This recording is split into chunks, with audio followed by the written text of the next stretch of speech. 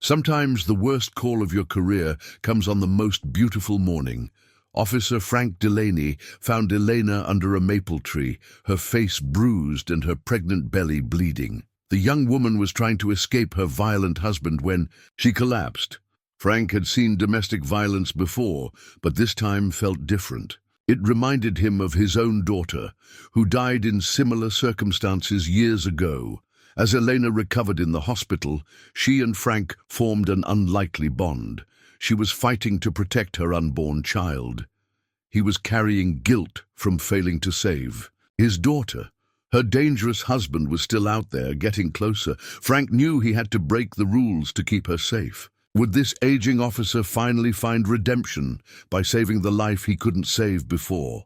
Before we jump back in, tell us where you're tuning in from, and if this story touches you, make sure you're subscribed, because tomorrow I've saved something extra special for you. The October morning had started like any other in Millbrook, Pennsylvania. Crisp air, carrying the scent of dying leaves, and Officer Frank Delaney nursing his third cup of coffee while reviewing incident reports. At 62, Frank moved with the deliberate pace of a man who had learned that rushing rarely solved anything. On his kitchen table sat a manila envelope he'd been avoiding for weeks, his retirement papers. 3 months. That's all the time left on a career that had defined him, longer than his marriage, longer than fatherhood, longer than anything else. The radio crackled at 7:42 a.m. Unit 12, we have a possible medical emergency at Riverside Park. Female unconscious, appears to be pregnant. Frank set down his coffee and reached for his keys. Jenny's voice on dispatch carried that particular tone, the one that suggested this wasn't routine. The drive took him past places that had shaped his life. Miller's Hardware, where he'd bought his first toolbox when he married Catherine, the elementary school where his daughter Sarah had played, the church where he'd buried both his wife and daughter 5 years apart. Catherine had fought cancer with quiet dignity. Sarah's death had been different, sudden, violent, preventable. A jogger led him to the maple trees near the pond. I found her about 10 minutes ago. I didn't want to move her, but she's breathing. Elena lay beneath the largest maple tree, her dark hair fanned across fallen leaves, mid-20s, approximately 6 months pregnant. Bruising along her left cheek, blood on her face and abdomen, soaking through a torn blue dress. But it was her hands that made Frank's chest tighten. Even unconscious, she clutched a simple gold wedding band, turning it over with her thumb in a motion that spoke of fear. "Elena," he said softly, checking her pulse. "Can you hear me?" Her eyes opened, wide with panic. "David," she whispered. "Is David here?" "Who's David?" "My husband, he—" She touched her bruised cheek. "I was running. I had to get away." Frank felt something familiar stir in his chest. The same feeling he'd had 5 years ago when he'd gotten the call about Sarah. "Where were you running to?" "The shelter. Rose Haven. But I got dizzy." She looked at her belly. "The baby. Is the baby okay?" The ambulance arrived, red and blue, lights painting the morning in emergency colors. As they loaded Elena onto the stretcher, she grabbed Frank's wrist. "Please, don't let David know where I am. He'll come for me. He always comes for me." Frank covered her hand with his. "I'll be right behind the ambulance." At Millbrook General, Frank watched Elena disappear behind emergency room doors. He'd filled out the preliminary report, domestic violence, victim fled to park, but something wouldn't let him walk away.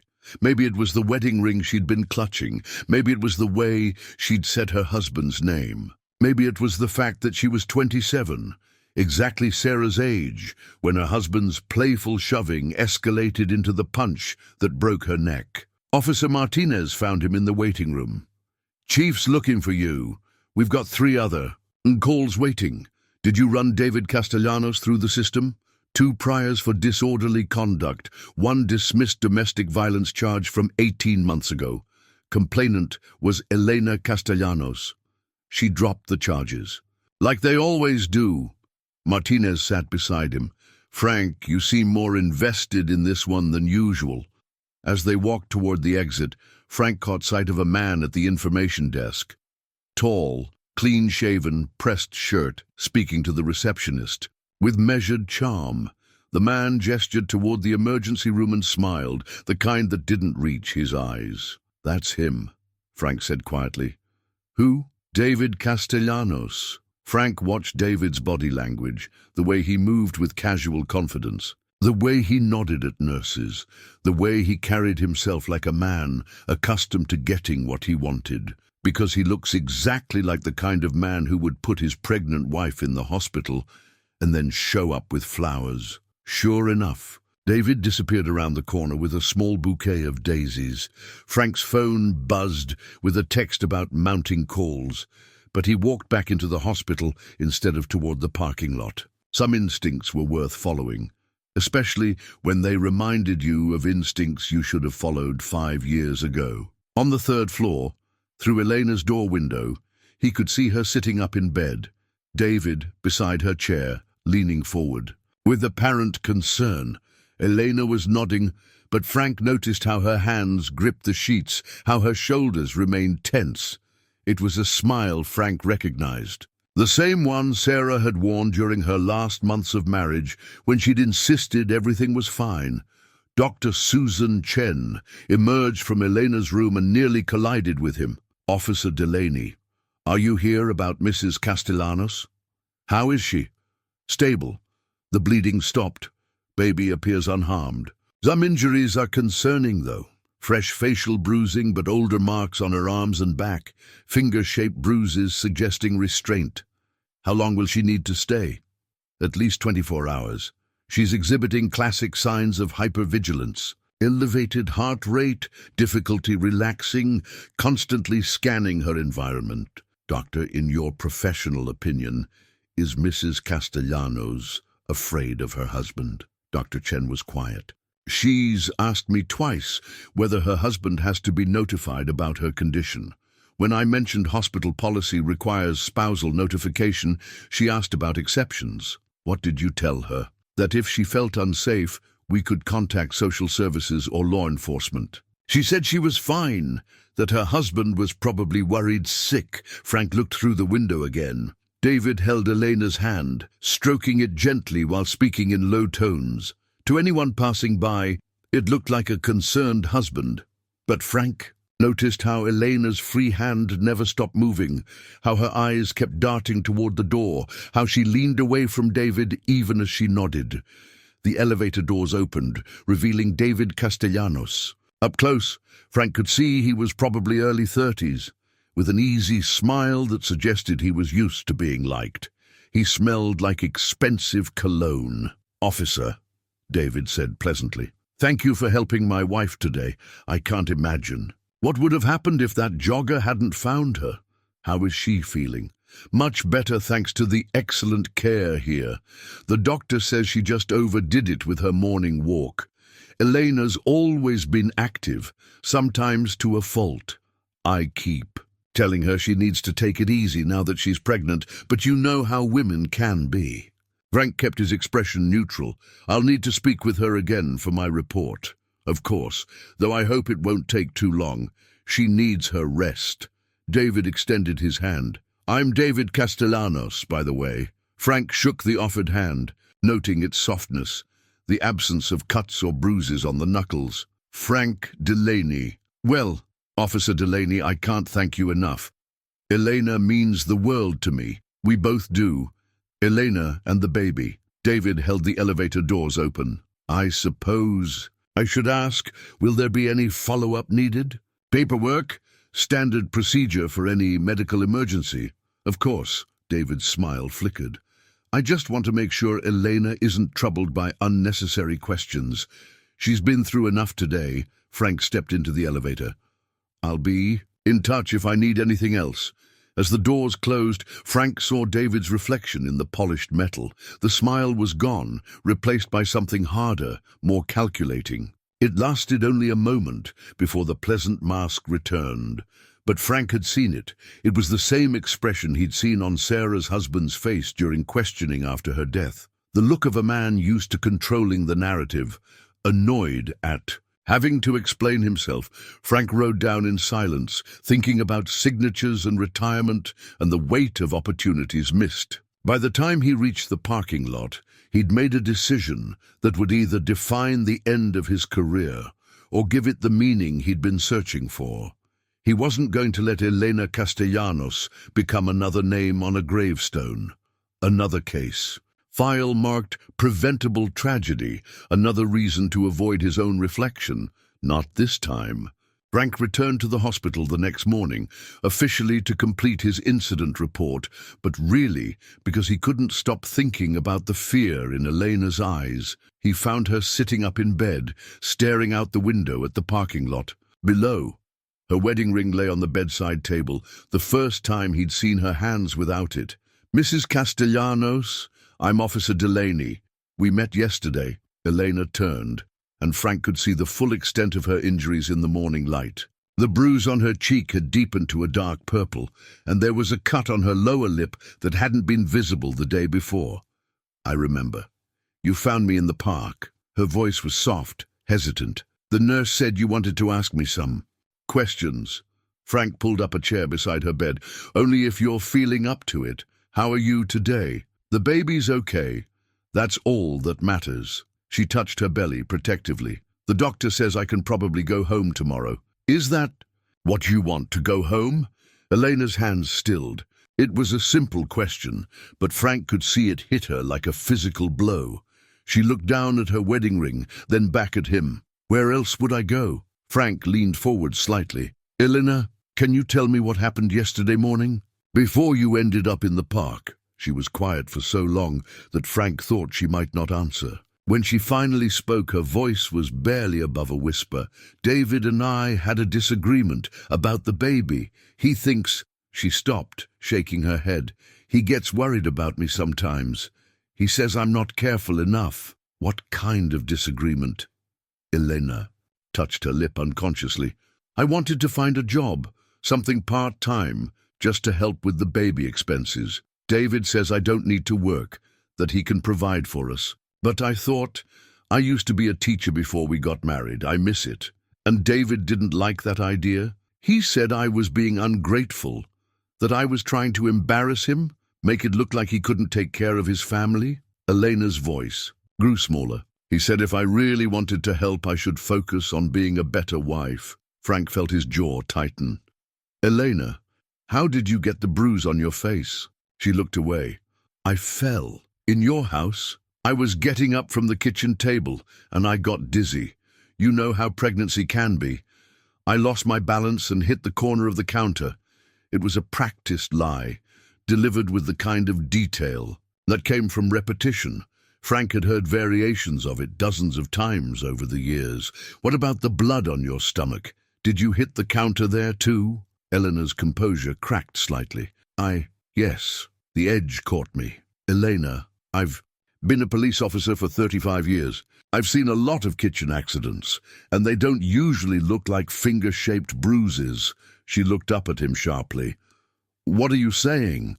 "I'm saying that if someone hurt you, you don't have to protect them, especially if that someone is supposed to be protecting you." Elena's eyes filled with tears, but she shook her head firmly. "David would never hurt me. He loves me. He loves the baby." People can love someone and still hurt them. The words hung in the air between them. Frank could see Elena processing them, could almost watch her internal struggle playing out across her face. "You don't understand," she said finally. "David's under a lot of stress at work. The construction company isn't doing well, and he's worried about money. He doesn't mean when he gets frustrated, sometimes he—" She stopped abruptly as the door opened. David walked in carrying a vase of fresh flowers and wearing the same pleasant smile Frank had seen the day before. "Good morning, sweetheart. How are you feeling?" David set the flowers on the windowsill and kissed Elena's forehead. Only then did he acknowledge Frank's presence. "Officer Delaney, I didn't expect to see you again so soon." Frank stood.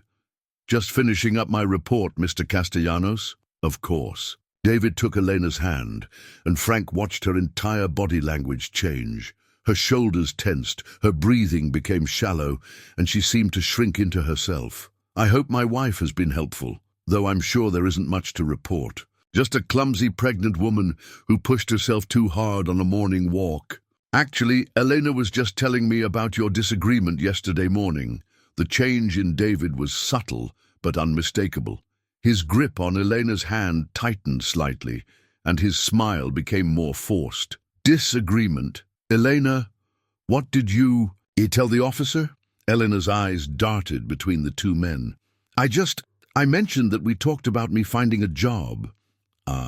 David's laugh was light, but Frank could hear the edge underneath it. Elena has some wonderful ideas sometimes, but she doesn't always think them through completely.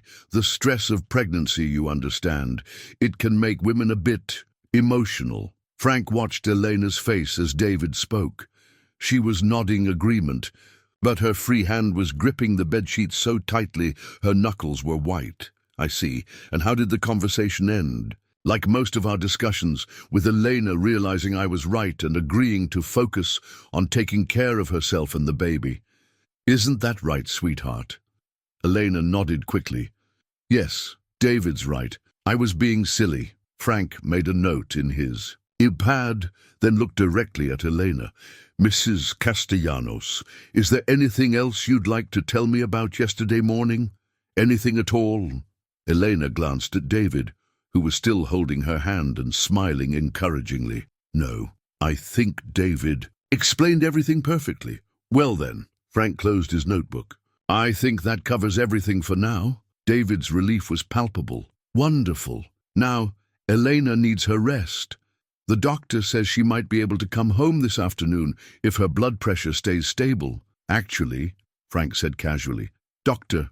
Chen mentioned she wanted to keep Elena for observation until tomorrow morning. Something about monitoring the baby. David's smile faltered for just a moment. I spoke with Dr. Chen an hour ago. She said Elena could be discharged today. Must have been a miscommunication. I'll check with the doctor on my way out. Frank moved toward the door, then paused. Elena, you have my card if you think of anything else you'd like to discuss. That won't be necessary, David said quickly. Elena has everything she needs. As Frank left the room, he heard David's voice drop to a low murmur, speaking to Elena in tones too quiet to make out words, but with an intensity that made Frank's skin crawl. At the nurse's station, he found Dr. Chen reviewing charts. Doctor, what's Mrs. Castellanos' discharge status? Dr. Chen frowned. Her husband has been very insistent about taking her home today. He's spoken to the hospital administrator twice this morning. Technically, she's stable enough to leave, but I'd prefer to keep her another night. Is there a medical reason to keep her? Her blood pressure is elevated, which could indicate continued stress on the pregnancy. Plus, she's exhibiting signs of severe anxiety. When I examined her this morning, she flinched every time I touched her, even gently. Frank thought about Elena's body language when David had taken her hand. Doctor, in your professional opinion, would Mrs. Castellanos benefit from a psychiatric consultation? I already suggested one. Her husband refused on her behalf, said she just needed to rest at home. Can you refuse the discharge? For medical reasons. Dr. Chen was quiet for a moment. Officer Delaney, are you asking me to find a medical reason to keep her here? I'm asking if there are legitimate medical concerns that would justify extended observation. There are, but her husband has made it clear that he'll take this up with hospital administration if we don't release her today. And without Elena requesting to stay herself, what if she requested it? Then we could keep her as long as medically warranted. Frank looked back toward Elena's room, where he could still hear David's low voice through the closed door. Give me a few minutes. He walked back to Elena's room and knocked. David opened the door, his pleasant mask firmly in place. Officer Delaney, did you forget something? I wanted to give Mrs. Castellanos some information about victim services, standard procedure. David's smile tightened. Victim services? Elena isn't a victim of anything except her own clumsiness. It's routine for any domestic disturbance call. But this wasn't a domestic disturbance. This was a medical emergency. Frank looked past David to Elena, who was watching their exchange with growing distress. Mrs. Castellanos, would you like some information about local support services? Counseling, financial assistance, things like that? She doesn't need... David started, but Elena interrupted. What kind of support services? David turned to look at her, and Frank saw something flash across his face. Surprise, anger, warning. Before. The smile returned. Elena, you don't need any services. You have everything you need at home. I know, but maybe it would be good to have the information, just in case. The tension in the room was thick enough to cut. Frank could see Elena wrestling with herself, torn between fear and a desperate kind of hope. Elena, David said softly, you're tired. You're not thinking clearly. I'd like the information, Elena said, her voice barely audible but firm. Frank handed her a card. This is Rose Haven Women's Shelter. They provide counseling, legal advocacy, and safe housing if needed. David's composure finally cracked. Safe. Housing. Officer Delaney, what exactly are you implying about my marriage? I'm not implying anything, Mr. Castellanos. I'm providing information that's available to any citizen who might need it. It's Frank Delaney. I can guarantee the $3,000. How quickly can you have a safe place ready? Give me 4 hours. But, officer, getting the money is the easy part. Getting her to leave is the hard part. Frank watched Elena and David disappear into the elevator. Let me worry about that. After they were gone, Frank approached the nurse's station. Excuse me, what's the status on Elena Castellanos' discharge? The nurse checked her computer. Dr. Chen ordered another night of observation due to elevated blood pressure. But her husband just spoke with administration. He's requested immediate discharge against medical advice. Can she be discharged against the doctor's recommendation? Not without the patient's consent, but her husband says she wants to go home. Frank thought about Elena's face in the cafeteria, the moment when she'd almost found the courage to tell the truth. Has anyone asked Elena directly what she wants? The nurse looked uncomfortable. Her husband speaks for her. He has legal authority as next of kin. Frank felt something cold settle in his stomach. Actually, he doesn't. She's not incapacitated. She has the right to make her own medical decisions. I suppose you're right, but it's unusual for us to go against a spouse's wishes. Maybe it shouldn't be. Frank walked back to the elevator, thinking about Sarah and chances not taken, about retirement papers and the weight of unfinished business, about a young woman upstairs who was running out of time and options. When the elevator doors opened, on the 3rd floor, Frank could hear raised voices coming from Elena's room. David's voice, low and urgent, and Elena's higher pitch, defensive and frightened. Frank quickened his pace, his hand instinctively moving to his radio. Some instincts he'd learned over 35 years were always worth trusting. Frank stood outside Elena's hospital room, listening to the muffled argument inside. Through the small window, he could see David leaning over Elena's bed. His finger pointed at her chest while she pressed herself back against the pillows. He knocked firmly and entered without waiting for permission. Excuse me, but I could hear voices from the hallway. Is everything all right? David straightened immediately, his face transforming into its practiced smile. Officer Delaney, Elena was just telling me how tired she is. Weren't you, sweetheart? Elena's eyes were red-rimmed, and she was clutching a tissue in her trembling hands. Yes, I'm very tired. Frank noticed a small ultrasound photo on the bedside and table, black and white, showing the curved outline of a baby in profile. Elena's eyes followed his gaze. The technician gave me an extra copy, she said softly. It's the first time I could really see the baby clearly. David's expression darkened slightly. Elena, we discussed this. You don't need multiple copies. We have the one for our records. I just thought maybe I could keep one. For me. Elena. David's voice carried a warning that made Frank's skin crawl. We talked about this kind of selfishness. Frank stepped closer to the bed. Congratulations, Elena. It must be exciting To see your baby for the first time. Elena's face lit up for the first time since Frank had met her. It is. The technician said everything looks perfect. She's due in February, a Valentine's baby. She? Frank smiled. You're having a daughter? We don't know for certain, David interrupted. Elena likes to imagine things sometimes. The technician was pretty sure, Elena said quietly, but Frank could see her retreating again under David's disapproval. Elena has always been overly emotional about things, David explained to Frank. Pregnancy hormones make it worse. Sometimes she gets confused about what's real and what's just her imagination. Frank watched Elena's face as David spoke. He'd seen that expression before. The particular kind of defeat that came from having your reality constantly questioned, your perceptions dismissed as unreliable. Well, I think any mother would be excited about her baby, Frank said firmly. That seems pretty normal to me. David's smile became more strained. Of course. I'm excited too. It's just important that Elena doesn't get too worked up about things. Stress isn't good for the baby. Dr. Chen appeared in the doorway, tablet in hand. Mrs. Castellanos, I have your discharge paperwork ready, but I wanted to discuss a few things.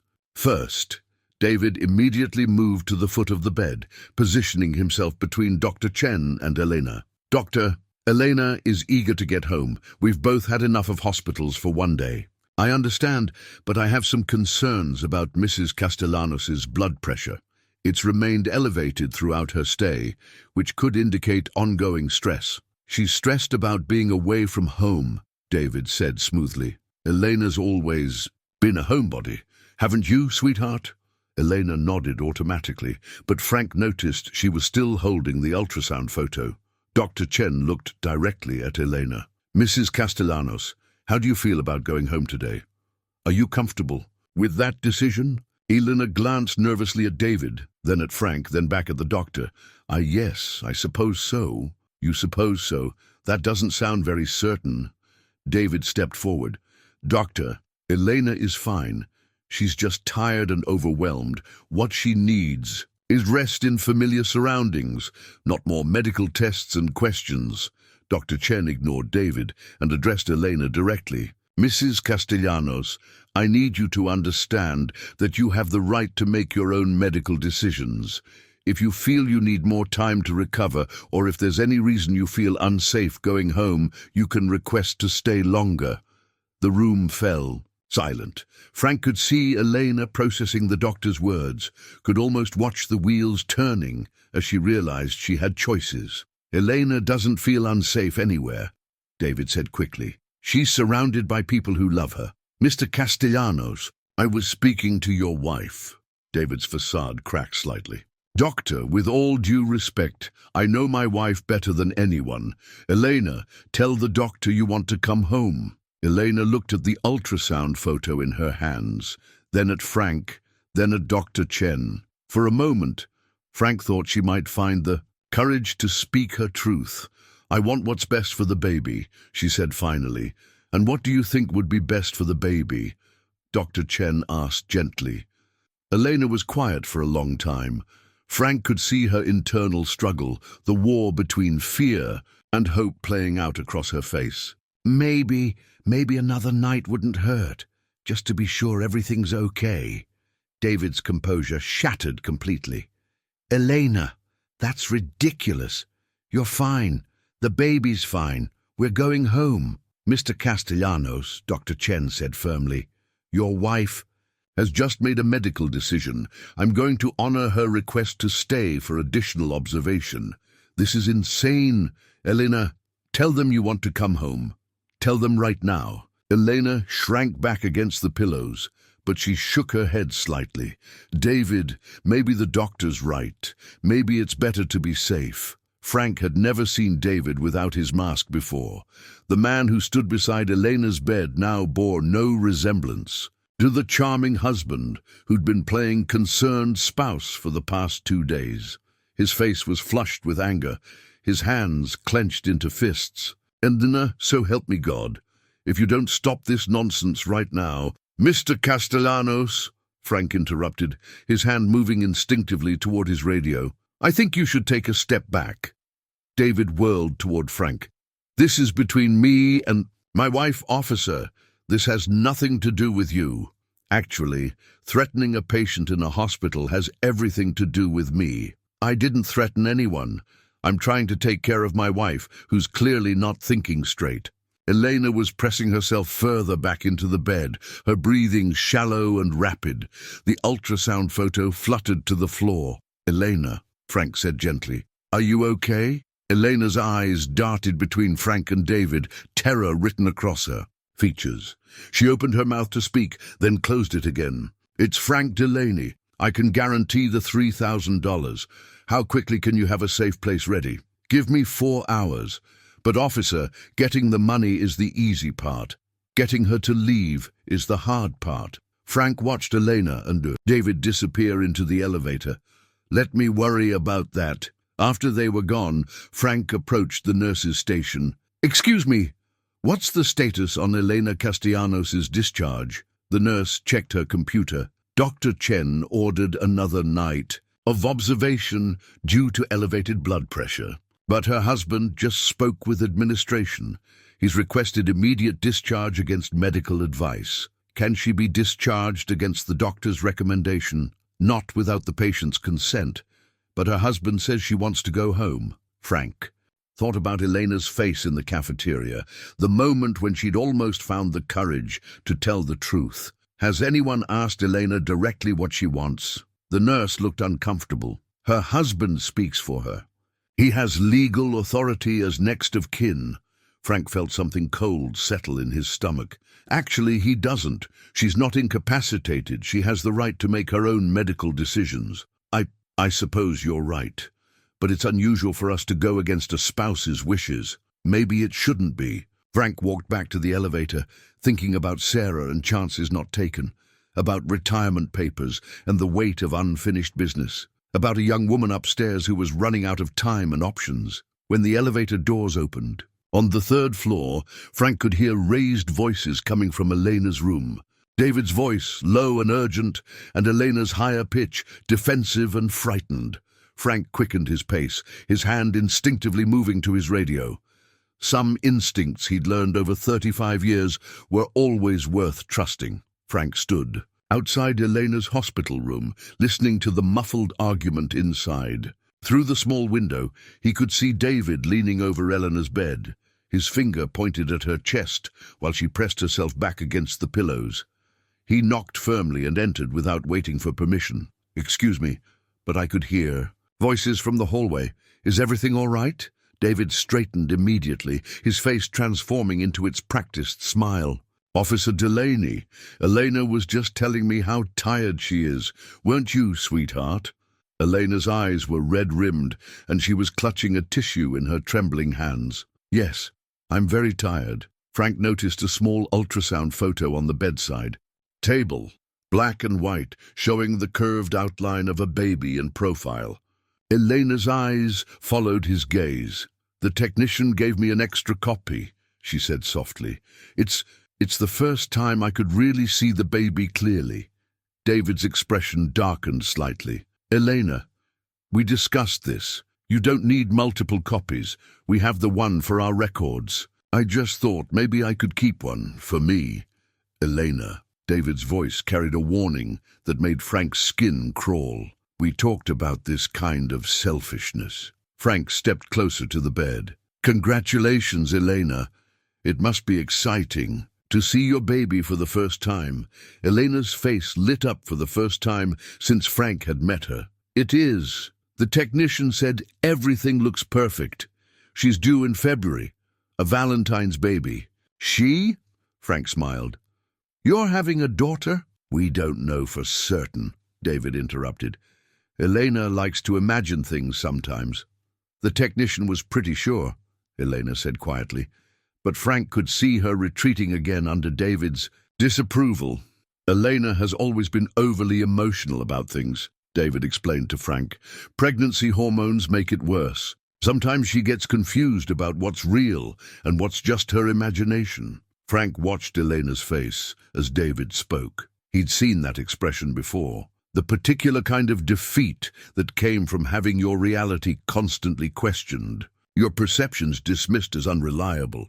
Well, I think any mother would be excited about her baby, Frank said firmly. That seems pretty normal to me. David's smile became more strained. Of course, I'm excited too. It's just important that Elena doesn't get too worked up about things.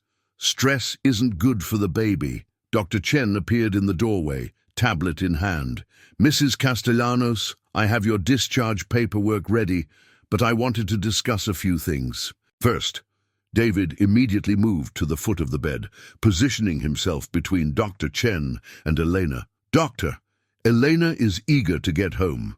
We've both had enough of hospitals for one day. I understand, but I have some concerns about Mrs. Castellanos' blood pressure. It's remained elevated throughout her stay, which could indicate ongoing stress. She's stressed about being away from home, David said smoothly. Elena's always been a homebody, haven't you, sweetheart? Elena nodded automatically, but Frank noticed she was still holding the ultrasound photo. Dr. Chen looked directly at Elena. Mrs. Castellanos, how do you feel about going home today? Are you comfortable with that decision? Elena glanced nervously at David, then at Frank, then back at the doctor. Yes, I suppose so. You suppose so? That doesn't sound very certain. David stepped forward. Doctor, Elena is fine. She's just tired and overwhelmed. What she needs is rest in familiar surroundings, not more medical tests and questions. Dr. Chen ignored David and addressed Elena directly. Mrs. Castellanos, I need you to understand that you have the right to make your own medical decisions. If you feel you need more time to recover, or if there's any reason you feel unsafe going home, you can request to stay longer. The room fell. Silent, Frank could see Elena processing the doctor's words, could almost watch the wheels turning as she realized she had choices. Elena doesn't feel unsafe anywhere, David said quickly. She's surrounded by people who love her. Mr. Castellanos, I was speaking to your wife. David's facade cracked slightly. Doctor, with all due respect, I know my wife better than anyone. Elena, tell the doctor you want to come home. Elena looked at the ultrasound photo in her hands, then at Frank, then at Dr. Chen. For a moment, Frank thought she might find the courage to speak her truth. I want what's best for the baby, she said finally. And what do you think would be best for the baby? Dr. Chen asked gently. Elena was quiet for a long time. Frank could see her internal struggle, the war between fear and hope playing out across her face. Maybe another night wouldn't hurt, just to be sure everything's okay. David's composure shattered completely. Elena, that's ridiculous. You're fine. The baby's fine. We're going home. Mr. Castellanos, Dr. Chen said firmly, your wife has just made a medical decision. I'm going to honor her request to stay for additional observation. This is insane. Elena, tell them you want to come home. Tell them right now. Elena shrank back against the pillows, but she shook her head slightly. David, maybe the doctor's right. Maybe it's better to be safe. Frank had never seen David without his mask before. The man who stood beside Elena's bed now bore no resemblance to the charming husband who'd been playing concerned spouse for the past 2 days.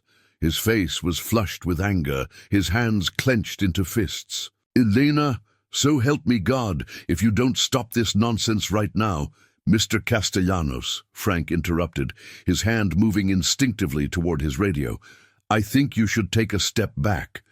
David whirled toward Frank. This is between me and my wife, officer. This has nothing to do with you. Actually, threatening a patient in a hospital has everything to do with me. I didn't threaten anyone. I'm trying to take care of my wife, who's clearly not thinking straight. Elena was pressing herself further back into the bed, her breathing shallow and rapid. The ultrasound photo fluttered to the floor. Elena, Frank said gently, are you okay? Elena's eyes darted between Frank and David, terror written across her features. She opened her mouth to speak, then closed it again. David seemed to realize how his behavior looked. He took a deep breath and forced, his smile back into place, but it was a poor imitation of his usual charm. "I'm sorry, everyone. I'm just worried about my wife and baby. Sometimes that worry makes me a little intense." He moved toward Elena's bedside, but she visibly flinched when he approached. "Elena, honey, you know I only want what's best for you." Elena nodded quickly, but Frank could see tears starting to form in her eyes. Dr. Chen stepped forward. "Mr. Castellanos, I think it might be best if you went home and got some rest yourself. Let your wife focus on recovering. I'm not leaving Elena alone. She won't be alone. She'll be under excellent medical care." "That's not what I meant." The unspoken threat hung in the air. Frank moved closer to Elena's bed. "Elena, would you like your husband to stay, or would you prefer to rest without visitors for a while?" It was a simple question, but Frank could see it hit Elena like a revelation. The idea that she could choose, that she had any control over her own circumstances, seemed foreign to her. She looked at David, whose expression was carefully neutral but whose eyes promised consequences. Maybe it would be good for David to get some rest too. David's jaw tightened. "Elena, you don't really want me to leave. You're just confused." "Mr. Castellanos," Dr. Chen said firmly, "visiting hours end at 8 p.m. That's hospital policy." David looked around the room, at Dr. Chen's resolute expression, at Frank's protective stance, at Elena's fearful face. Frank could almost see him calculating his next move. "Fine. I'll go home and get some things together for when Elena comes home tomorrow, because she will be coming home tomorrow." He leaned down and kissed Elena's forehead, but Frank caught the words he whispered against her ear. "We need to talk about this behavior, Elena." After David left, the room felt like it could breathe again. Elena slumped back against her pillows, exhausted. "Elena," Dr. Chen said gently, "how are you feeling now?" Elena touched her belly where the baby was growing. "Scared," she admitted in a whisper. Frank picked up the ultrasound photo from the floor and handed it back to her. "Would you like to tell us why you're scared?" Elena looked at the image of her daughter, her Valentine's baby, and for the first time since Frank had met her, she began to tell the truth. "Because I don't think David will let me keep her safe. And I don't think I'm strong enough to do it alone." Frank sat down beside her bed. "Elena, you don't have to do it alone.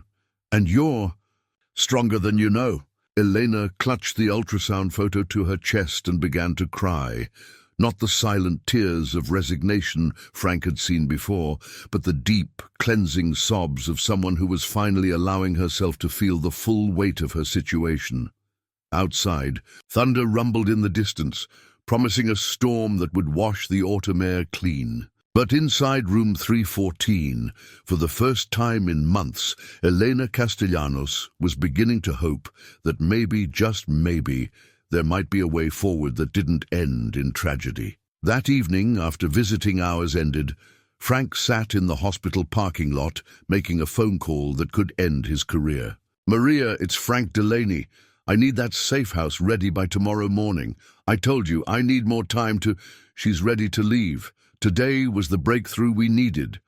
Maria Santos sighed on the other end of the line. "Officer, in my experience, being ready and being able are two different things. These women, they go back and forth dozens of times before they find the strength to actually walk away."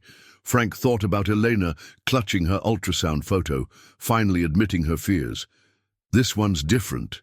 She's got a daughter to protect. Now, they all have something to protect. That's not always enough." Frank pulled out his wallet and looked at Sarah's photograph again.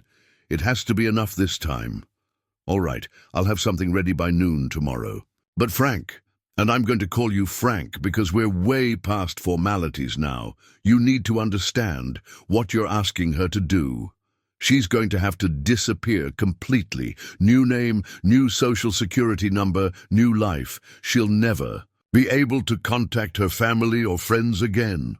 Some women aren't ready for that level of change." Frank thought about Elena's isolation, how David had systematically cut her off from everyone who might help her. "I don't think she has much of a life to leave behind." "There's something else," Maria continued. "The husband. Men like this don't just let their property walk away.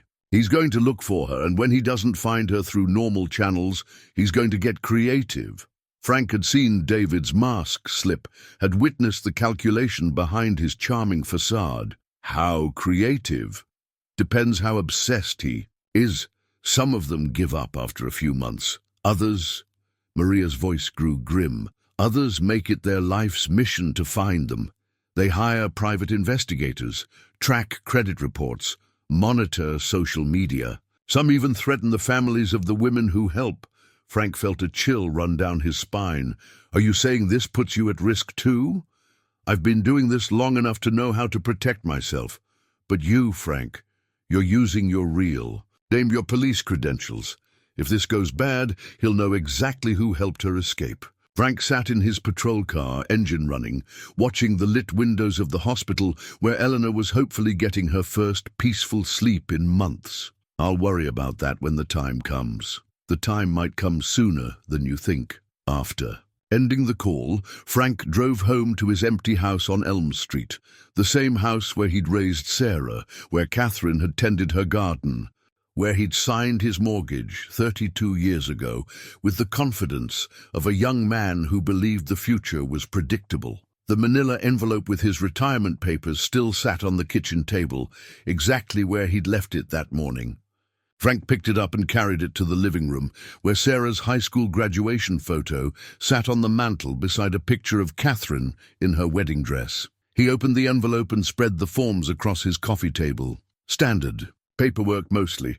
Pension calculations, health insurance transitions, final duty schedules. But at the bottom was the form that mattered, voluntary retirement request, requiring only his signature and the date. Frank had been carrying this moment around for months, the weight of ending a career that had defined him since he was 27 years old. But now, looking at the blank signature line, he realized he wasn't ready to sign away the tools he might need to keep Elena safe. His phone rang at 11:30 p.m. The caller ID showed Millbrook General. Officer Delaney, this is Dr. Chen. I'm sorry to call so late, but we have a situation with Elena Castellanos. Frank's blood went cold. What kind of situation? Her husband is here demanding to see her. He says he has legal rights as her spouse, and that our visiting hour restrictions don't apply to family members. Where is he now? Hospital security is keeping him in the lobby, but he's becoming increasingly agitated. He's threatening to call his lawyer, file complaints with the hospital board. He's also demanding to speak with the police officer who's been interfering in his marriage. Frank was already reaching for his keys. I'll be right there. Officer Delaney, there's something else. Elena is asking for you. She seems terrified that we're going to make her see him. Tell her I'm on my way. And tell security not to let David Castellanos anywhere near the 3rd floor. Frank made the drive to the hospital in record time, his emergency lights flashing, but his siren silent. He found David in the main lobby, pacing back and forth while a security guard watched him nervously. David had abandoned all pretense of charm. His hair was disheveled, his shirt wrinkled, and his eyes held the kind of manic intensity that Frank had learned to recognize as dangerous. Mr. Castellanos. David spun around, his face lighting up, with a mixture of relief and fury. Officer Delaney. Finally, please tell these people that I have the right to see my wife. Actually, you don't. Not if she doesn't want to see you. David's expression darkened. Elena always wants to see me. She's just confused right now because of all the medication and stress. She needs me. Frank studied David's appearance, the wrinkled clothes, the stubble, the red-rimmed eyes. When was the last time you slept, Mr. Castellanos? That's not... I don't see how that's relevant. I've been worried sick about my wife. Do you have any idea what it's like to have the person you love most in the world refuse to see you? Frank thought about Sarah, about the months before her death, when she'd started making excuses not to visit, when phone calls became shorter and less frequent. I imagine it's frustrating. Frustrating doesn't begin to cover it. Elena is carrying. My child. I have responsibilities, rights. You have the right to visit during regular visiting hours if the patient consents to see you. David stepped closer, and Frank caught the smell of alcohol on his breath. Elena will consent. She always does, once she calms down and thinks rationally about the situation. Maybe, but that's her choice to make. Her choice? David laughed bitterly. Elena doesn't make choices, Officer Delaney. Elena makes mistakes, then I help her fix them. That's how our marriage works. Frank felt his hand move instinctively toward his radio. Mr. Castellanos, I think you should go home and get some sleep. Come back tomorrow during regular visiting hours. I'm not going anywhere without my wife. The security guard stepped forward. Sir, if you don't leave voluntarily, we'll have to escort you out. David looked around the lobby, at the security guard, at Frank, at the night desk clerk who was pretending not to listen to their conversation. Frank could see him calculating his options, weighing the consequences of escalating the situation. Fine, David said finally, I'll leave. But Elena is coming home tomorrow, and when she does, we're going to have a very serious conversation about the people who've been filling her head with nonsense. He started toward the exit, then turned back. Officer Delaney, I know what you're doing. I know you think you're helping Elena, but you're not. You're making things worse for everyone. Elena, the baby, me. When this is all over, I'm going to remember who caused problems for my family. Frank met his gaze steadily. Mr. Castellanos. That sounds like a threat. It's not a threat. It's a promise. After David left, Frank took the elevator to the 3rd floor. He found Elena sitting up in bed, staring out the window at the parking lot below. She turned when she heard him enter. Is he gone? For now. Elena's shoulders sagged with relief. Dr. Chen said he was demanding to see me. He was so angry when he left earlier. I've never seen him like that before. Frank pulled up a chair beside her bed. Elena, we need to talk about what happens next. I know. Elena's hand moved to her belly. I can't go back to him, can I? Not after tonight. He's going to be furious about me staying here, about me talking to you and Dr. Chen. She stopped, unable to finish the sentence. Elena, there are people who can help you disappear. Start over somewhere safe, where David will never find you. Elena's eyes widened. Disappear? You mean like leave Millbrook? Leave everything. Your name, your past, everyone you've ever known. It's the only way to be truly safe from someone like David. Elena was quiet for a long time, processing the magnitude of what Frank was suggesting. What about my family? My sister in Pittsburgh. Frank had suspected there might be family. People David had isolated her from. You'd never be able to contact them again. David would be watching them, waiting for you to reach out. Tears began to stream down Elena's face. So I have to choose between my daughter's safety and everyone I've ever loved. Frank thought about Sarah, about the calls that became less frequent, the visits that stopped altogether. Elena, when was the last time you talked to your sister? Elena wiped her eyes. David doesn't like me talking to her. He says she's a bad influence, that she tries to turn me against him. It's been maybe 8 months since we last spoke. And your parents? They live in Florida now. David says long-distance calls are expensive, and they never really understood our relationship anyway. Frank felt his jaw tighten. David had already done most of the work of isolating Elena from her support system. Now he was using that isolation as another form of control.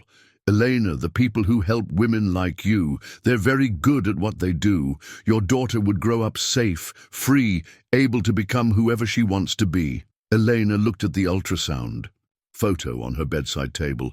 She's going to be a Valentine's baby. I want her to grow up believing in love, not running from it. The best way to teach her about love is to show her that she's worth protecting. Elena picked up the ultrasound photo and traced her finger along the baby's outline. If I do this, if I disappear, David will never stop looking for us, will he? Frank thought about Maria's warning, about the obsessed husbands who made hunting their wives a lifelong mission. Probably not. So we'll never really be free. We'll just be running. Frank was quiet for a moment, considering his words carefully. Elena, my daughter Sarah was in a situation similar to yours. I didn't recognize the signs in time, didn't ask the right questions, didn't push hard enough for answers. Sarah died because I was too careful, too respectful of her privacy, too willing to believe that everything was fine. Elena looked up at him with surprised compassion. Frank, I'm so sorry.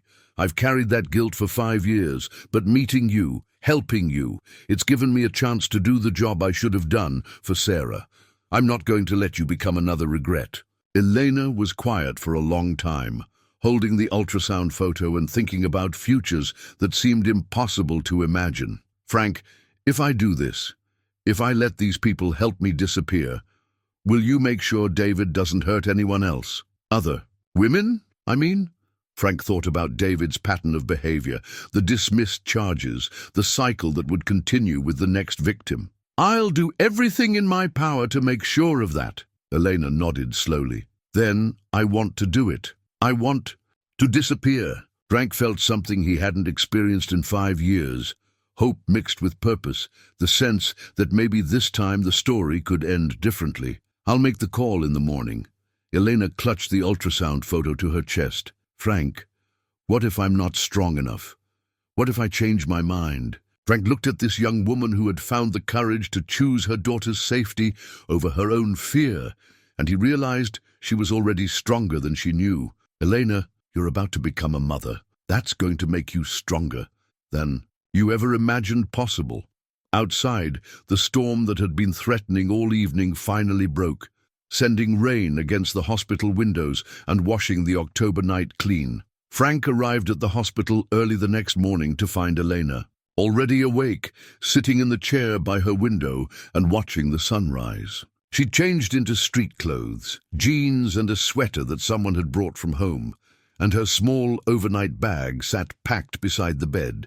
You're ready, Frank observed. Elena nodded, though her hands trembled slightly as she folded her hospital gown. Dr. Chen says she can discharge me this morning if I have somewhere safe to go. Frank pulled out his phone. Let me call Maria and confirm the arrangements. While Frank stepped into the hallway to make the call, Elena picked up the ultrasound photo from the bedside table and slipped it into her purse. It was such a small gesture, but Frank recognized its significance. She was taking her daughter with her into an uncertain future. Maria's ready, Frank said when he returned. There's a safe house in Harrisburg. It's temporary, maybe 2 weeks while they arrange something more permanent. Different state, new identity, the whole package. Elena took a shaky breath. How does it work? The disappearing part? Maria will explain everything. But basically, they'll help you establish a new identity. Social security number, driver's license, birth certificate. You'll have a new name, a new history. As far as the world is concerned, Elena Castellanos will simply stop existing. The weight of that statement settled over the room. Elena was quiet for a long moment. What name do you think she'll give me? Frank smiled slightly. I don't know. What name would you choose? Elena considered this. I always liked the name Grace. My grandmother's name. David said it was old-fashioned, boring. Grace sounds perfect for a new beginning. A knock at the door interrupted them. Dr. Chen entered with Elena's discharge paperwork and a concerned expression. Mrs. Castellanos, I need to let you know that your husband called the hospital 3 times this morning. He's insisting that he be notified the moment you're discharged so he can pick you up. Elena's face went pale. What did you tell him? That patient information is confidential, and we can only release it to authorized parties. Frank felt his stomach tighten. Did you tell him Elena was being discharged today? Dr. Chen looked uncomfortable. I didn't, but someone may have. He was very persistent, and he spoke with several different staff members. Elena stood abruptly, moving to the window. In the parking lot below, Frank could see a familiar car, David's black sedan, parked in the visitor section with a clear view of the hospital entrance. He's here, Elena whispered. Frank moved to the window and confirmed what Elena had seen. David sat behind the wheel of his car, apparently drinking coffee and reading a newspaper, but Frank could see his eyes constantly scanning the hospital entrance. How long has he been there? Frank asked Dr. Chen. I'm not sure. Security did a round at 6 a.m. and didn't mention him, but that was over 2 hours ago. Frank pulled out his phone and dialed Maria. We have a problem. The husband is watching. The hospital. We need an alternate extraction plan.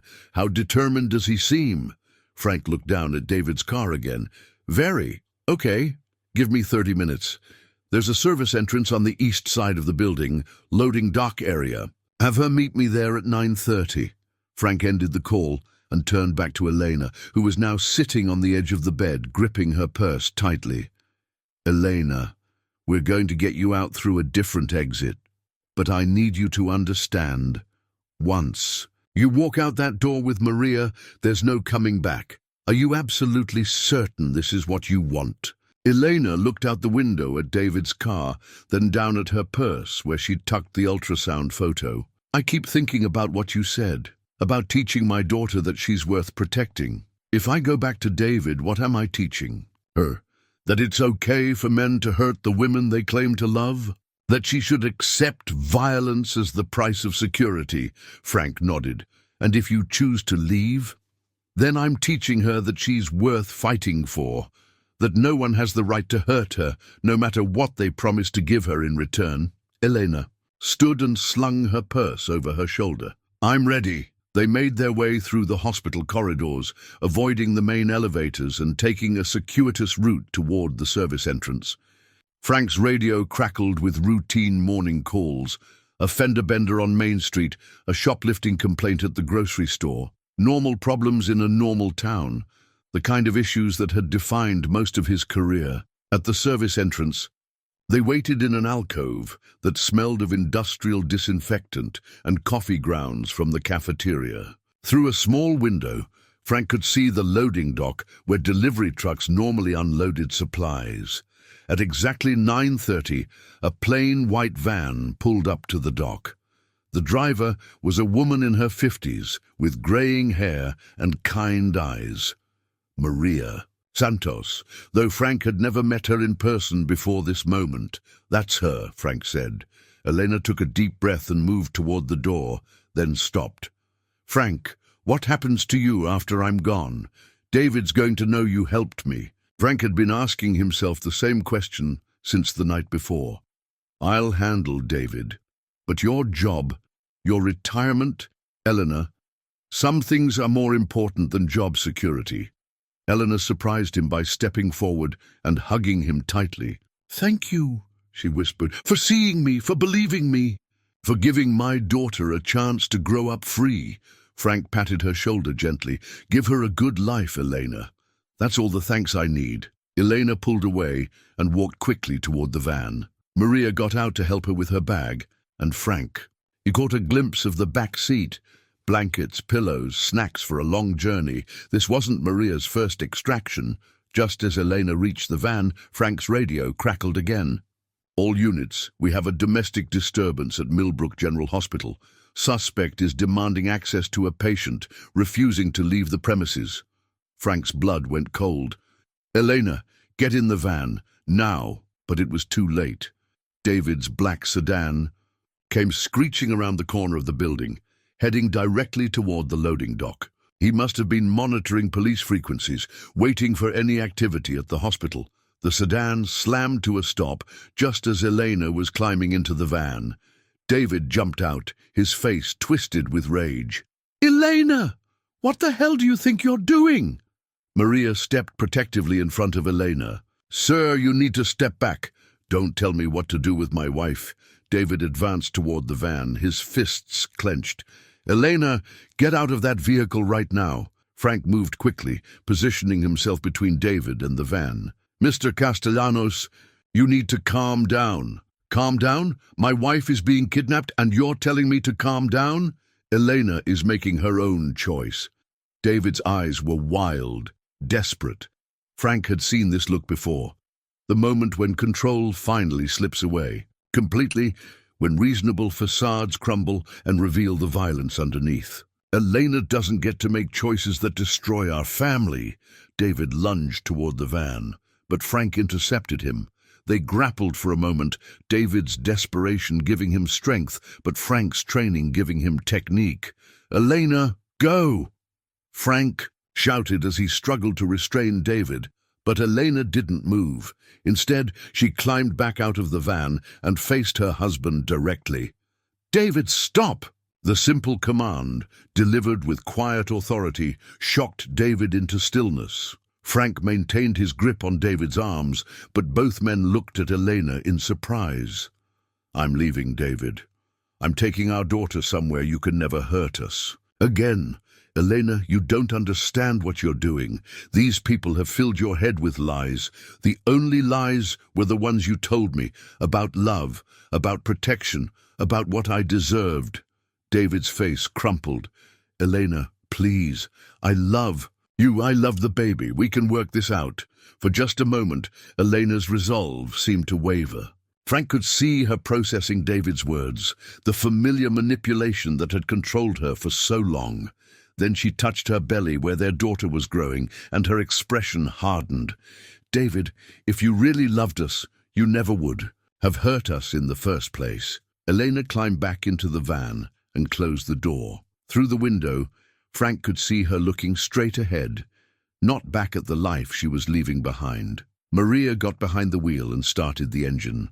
As the van pulled away from the loading dock, David broke free from Frank's grip and ran after it, shouting Elena's name. Frank watched the van disappear around the corner of the building, carrying Elena toward a future that was uncertain, but finally her own. Then he turned his attention to David, who had collapsed to his knees on the asphalt, his carefully constructed world crumbling around him. "Mr. Castellanos, you're under arrest for disorderly conduct and attempted assault." As Frank read David, his rights, and called for backup, he thought about his service weapon, the tool he'd carried for 35 years, the symbol of his oath to protect and serve. Today, for the first time in a long while, he felt like he'd truly honored that oath. David sat in the back of the patrol car, alternating between rage and despair, demanding his phone call and threatening lawsuits. But Frank barely heard him. He was thinking about Elena, Grace now, and the Valentine's baby who would grow up knowing that sometimes, when it mattered most, people chose to do the right thing, even when it cost them everything. The morning sun climbed higher in the October sky, burning away the last traces of the storm that had washed the night clean. Somewhere on the highways leading away from Millbrook, a young woman was beginning the journey toward a life where love didn't leave bruises, where protection didn't require submission, where a daughter could learn that she was worth fighting. For that Frank's radio crackled with another call, a routine traffic stop on the outskirts of town. Normal police work in a normal town, the kind of predictable problems that had defined most of his career. But as he responded to the call, Frank realized that some problems weren't meant to be predictable. Some problems required you to step outside protocol, to risk everything for the chance to save one life that might otherwise be lost. Some problems, Frank thought as he drove toward his next call, were worth solving no matter what they cost you. 3 days after Elena's escape, Frank found himself in Sarah's old bedroom, finally packing away her belongings. The room had remained untouched since her death 5 years ago, a shrine to a daughter he'd failed to save. But helping Elena had stirred something in him, a need to confront the ghosts he'd been avoiding. He was folding Sarah's college sweatshirts when his fingers brushed against something hard, wedged between the mattress and box spring. Frank pulled out a small leather journal, worn at the edges and secured with a thin rubber band. His hands trembled as he opened it. Sarah's handwriting filled the pages, neat, careful script that brought back memories of homework sessions at the kitchen table, and birthday cards signed with elaborate flourishes. The first entry was dated 3 months before her death, March 15th. Tom was upset about dinner again. He said the chicken was dry and asked why I couldn't learn to cook properly. When I tried to explain that I'd followed the recipe exactly, he grabbed my wrist and squeezed until I said I was sorry. He was gentle after that, said he just wanted me to be the best wife I could be. I think I need to try harder. Frank's chest tightened as he read on. Entry after entry documented a pattern he now recognized. The gradual erosion of Sarah's confidence, the systematic isolation from friends and family, the escalating control disguised as concern. April 2nd. Tom doesn't want me visiting Dad anymore. He says Dad puts ideas in my head about being independent, that it's disrespectful to our marriage. Maybe he's right. Dad has been asking a lot of questions about Tom lately. Frank remembered those questions. He'd been concerned about Sarah's increasing distance, the way she'd started making excuses not to visit, how she'd seemed nervous whenever Tom was around. But when he'd tried to probe gently, Sarah had insisted everything was wonderful. April 18th. I tried to tell Dad about Tom's temper today when he called. I started to say that sometimes Tom gets frustrated with me, but then Tom came home and I had to hang up quickly. Tom wanted to know what we were talking about, and when I said it was just general conversation, he said I was lying. He can always tell when I'm lying. Frank's hands shook as he turned the page. He remembered that phone call. Sarah had sounded rushed, distracted, and when the line went dead, he'd assumed it was a technical problem. He'd never called back. April 25th. Tom hit me today. Really hit me. Not just the grabbing or squeezing. I was late coming home from the grocery store because there was an accident on Main Street, and Tom said I was probably meeting someone, that I was using the accident as an excuse to be unfaithful. When I tried to show him the receipt with the timestamp, he slapped me across the face. Then he cried and said he was sorry, that he loved me so much it made him crazy sometimes. He bought me flowers and made me promise never to give him reason to worry like that again.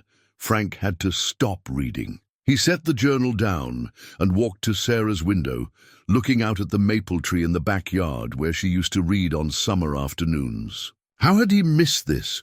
How had he failed to see that his daughter was living in terror? He forced himself to continue reading. May 10th.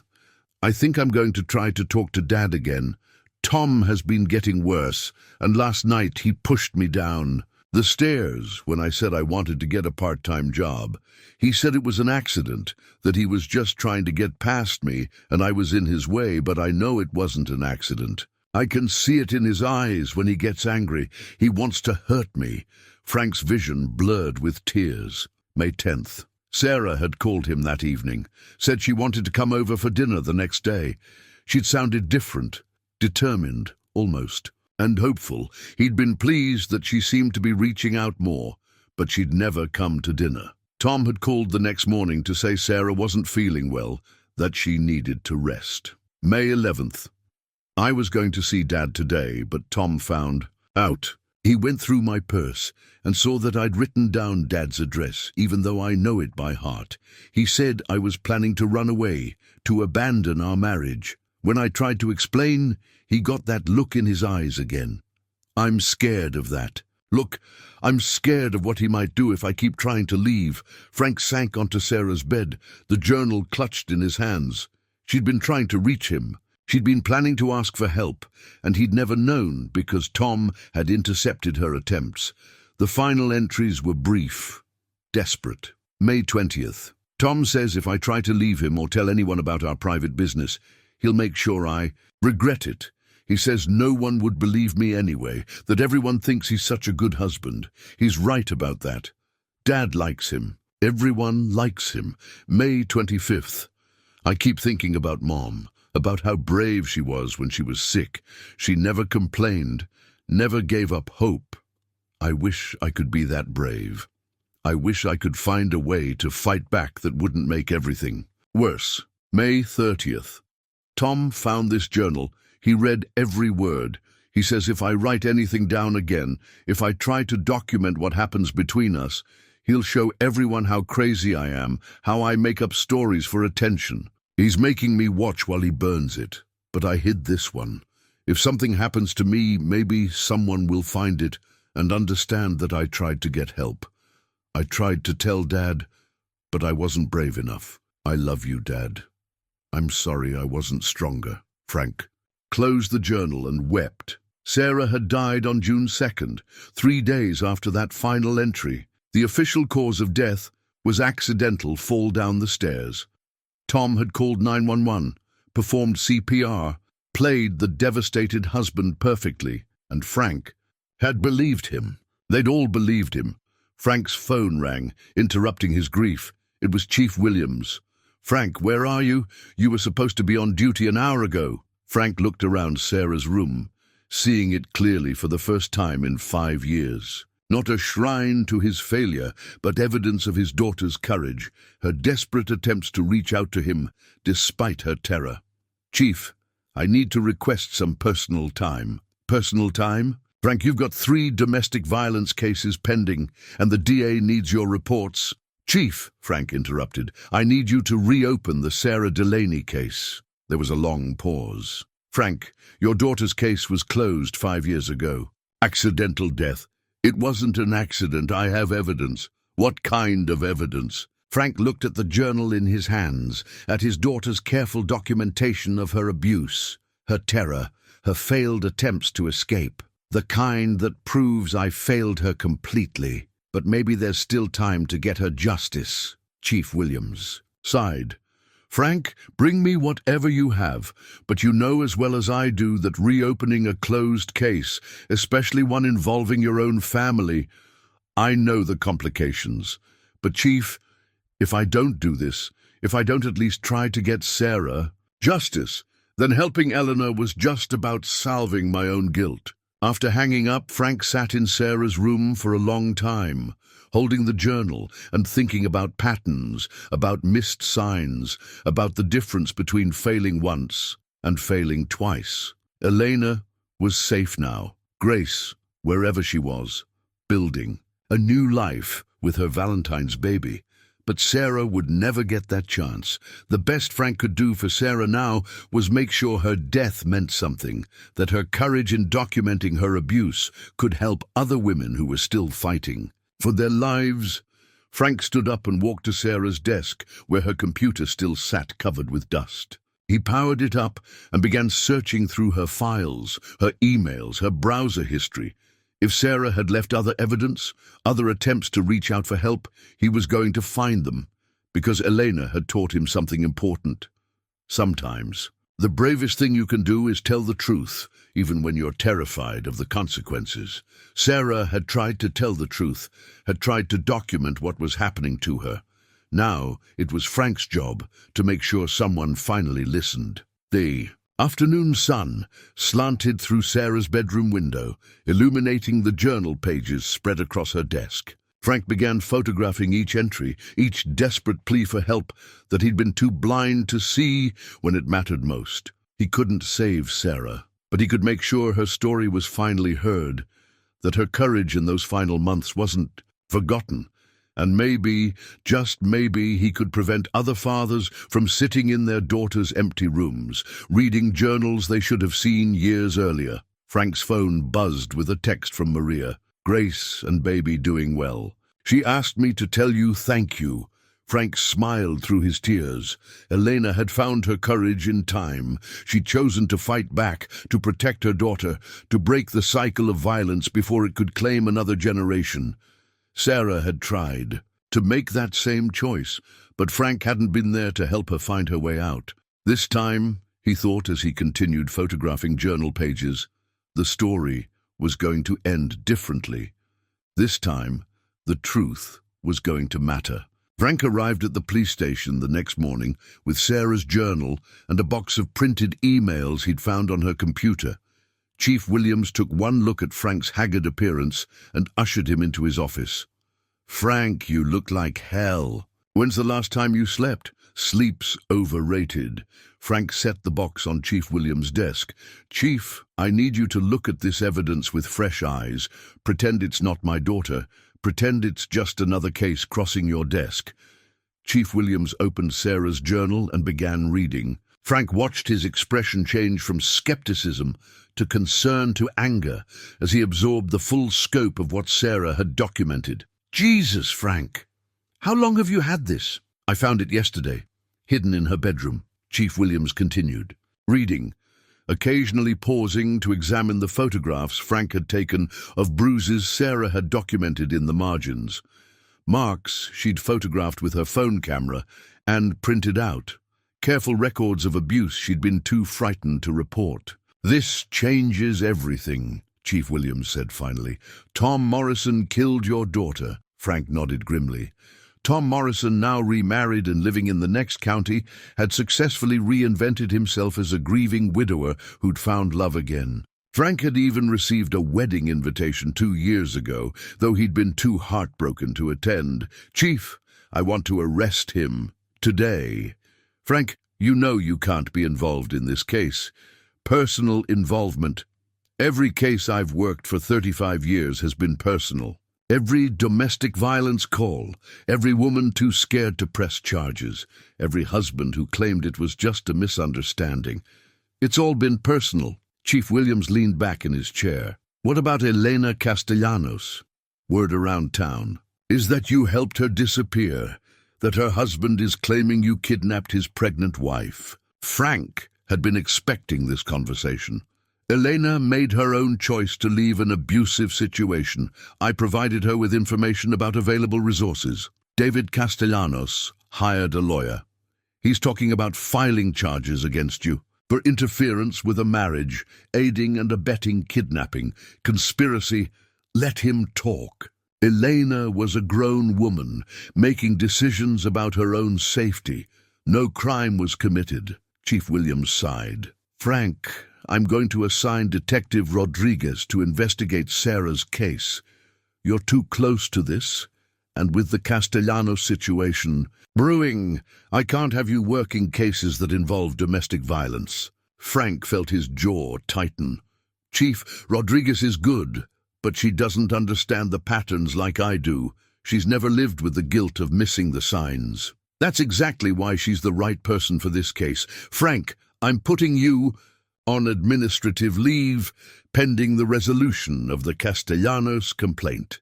You're suspending me? I'm protecting you, and I'm protecting the integrity of any case we might build against Tom Morrison." Chief Williams stood up. "Go home, Frank.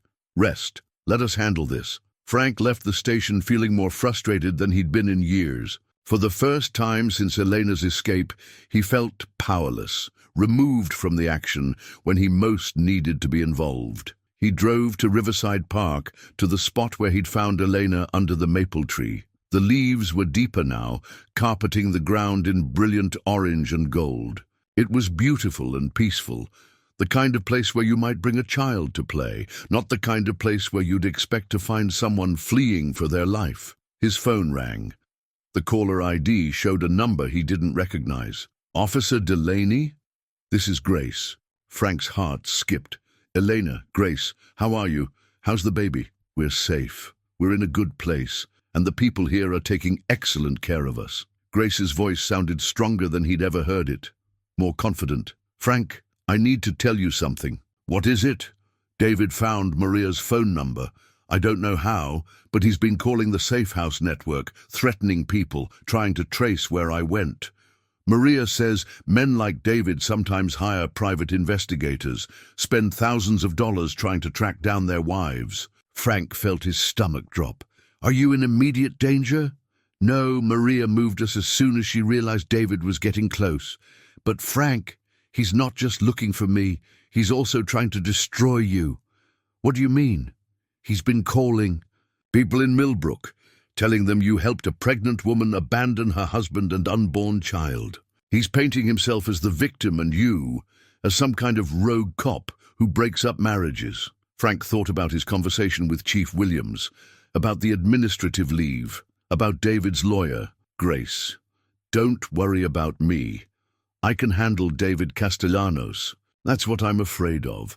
Frank, I know you want to protect people, but David is dangerous in ways you might not expect. He doesn't just use violence. He uses the system, manipulates people, destroys reputations. He's very good at playing the victim." Frank thought about Tom Morrison, about how effectively he'd played the grieving widower role after Sarah's death. "I've seen his type before. Frank, promise me you won't do anything that could jeopardize your case against Sarah's husband." "Maria told me what you found about reopening her case. Sarah deserves justice, and you're the only one who can make sure she gets it." Frank was surprised that Grace knew about Sarah's journal. "Maria told you about that? She tells me everything that affects the safety of women in our network." "Frank, if you go after David directly and he destroys your credibility, how many other women won't get help because people don't trust you anymore?" Frank knew she was right, but it didn't make the feeling of helplessness any easier to bear. "Grace, what do you want me to do? Just let David spread lies about you, about me, about what really happened. I want you to trust the system you've served for 35 years. Let the truth speak for itself." After ending the call, Frank sat in his patrol car and thought about systems and truth and the weight of patience when every instinct screamed for action. Grace was asking him to have faith in processes that had failed his daughter, that failed countless women who were too scared or too isolated to ask for help. But maybe Grace was right. Maybe the best way to honor Sarah's memory was to build an airtight case against Tom Morrison to make sure justice was finally served, even if it took time. Frank's radio crackled with a familiar call. "Domestic disturbance on Oak Street. Female caller reporting that her boyfriend has locked her out of their apartment." Frank reached for his radio to respond, then remembered he was on administrative leave. Someone else would handle this call. Someone else would try to help another woman caught in the cycle of abuse and control. Instead, Frank drove home to his empty house and his unsigned retirement papers.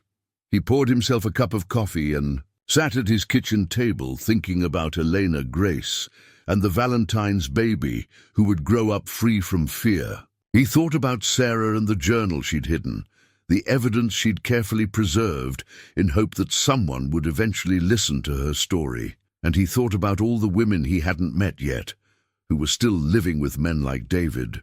Castellanos and Tom Morrison, still hoping that somehow they'd find the courage and the opportunity to escape. Frank picked up his pen and looked at the retirement papers spread across his table. But instead of signing them, he pushed them aside and pulled out a legal pad. If he was going to be on administrative leave, he might as well use the time productively. He began making a list of every domestic violence case he'd worked in the past 5 years, every woman who'd dropped charges, every husband who'd convinced everyone he was the real victim. Frank had spent his entire career following protocol, respecting boundaries, trusting the system to protect people who couldn't protect themselves. Maybe it was time to try a different approach. Maybe it was time to fight back. The October afternoons stretched ahead of him, full of possibilities, and weighted with the knowledge that somewhere out there, women like Elena and Sarah were still fighting for their lives, still hoping someone would see the truth behind the carefully constructed lies. Frank picked up his phone and began making calls to prosecutors, to victims' advocates, to other police departments where David Castellanos and Tom Morrison might have left trails of violence and manipulation. If the system wouldn't let him work official cases, then he'd build unofficial ones. If he couldn't wear his badge while seeking justice, then he'd seek it as a father, as a man who'd finally learned to recognize the signs he should have seen years ago. The sun began to set over Millbrook, painting the October sky in shades of gold and crimson. Frank worked at his kitchen table, surrounded by case files and phone numbers and the growing certainty that sometimes the most important work happened outside official channels. Sarah's journal lay open beside his legal pad, her careful handwriting, a reminder that truth had a way of surviving even when the people who wrote it didn't live to see justice served. Frank had failed his daughter once. He wasn't going to fail her again. 2 weeks into his administrative leave, Frank received a call that changed everything. Detective Rodriguez had arrested Tom Morrison based on the evidence in Sarah's journal, but Morrison's lawyer had already posted bail and was claiming the journal was fabricated. "Frank, we need more evidence," Rodriguez explained over the phone. "The journal is compelling, but Morrison's attorney is arguing that it was planted, that you created it to frame an innocent man because you couldn't accept your daughter's accidental death." Frank felt his blood pressure rising. What about the photographs Sarah took of her bruises? The emails to her college friend asking for help? Morrison's lawyer says you could have doctored all of it. He's painting you as a grieving father who's lost touch with reality. Frank thought about David Castellanos and his talent for manipulation, for making himself the victim in every scenario. Morrison was using the same playbook. What do you need from me? Stay away from this case, Frank. I know that's hard to hear, but your involvement is giving Morrison's defense team ammunition. Let me build the case without any appearance of personal vendetta. After hanging up, Frank sat in his kitchen feeling more helpless than he had since Sarah's funeral. Every instinct told him to act, to investigate, to do something. But every action he took seemed to make things worse for Sarah's case. His phone rang again. This time it was Maria Santos. Frank, we have a problem. David Castellanos hired a private investigator. The PI is good. He's traced Grace to 3 different safe houses already. Frank's stomach dropped. Is she safe? For now. But we're running out of places to move her, and she's getting close to her due date. Moving a woman in late pregnancy is dangerous, and the stress is taking a toll. What do you need from me? Nothing. That's the problem. There's nothing anyone can do until David either gives up or we can find a way to stop him legally. Frank thought about Grace, about the ultrasound photo she'd clutched so protectively, about the daughter who deserved to be born into safety. Maria, what if David weren't able to continue his search? What do you mean? What if he had other legal problems to worry about, problems that would keep him too busy to chase his wife? Maria was quiet for a moment. Frank, whatever you're thinking, don't. Grace specifically asked me to make sure you don't do anything that could hurt your daughter's case. My daughter's case is falling apart because Morrison's lawyer is using my involvement against us. Maybe it's time for a different approach. Frank, Maria, David Castellanos has been abusing women for years.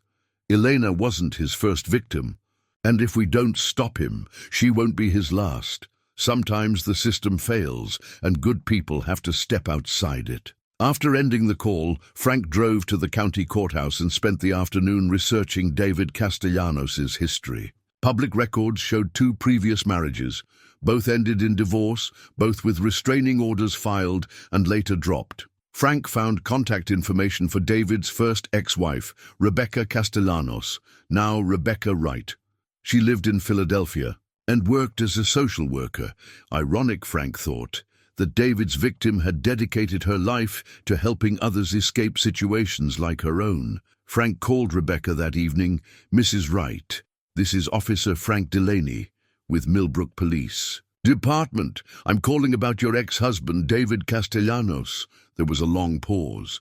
Is he in trouble? Ma'am, I'm investigating a domestic violence case involving Mr. Castellanos. I was hoping you might be willing to share your experiences during your marriage to him. Another pause, longer this time. Officer, I haven't talked about David in 8 years. I've built a new life and I don't want him to have any reason to contact me.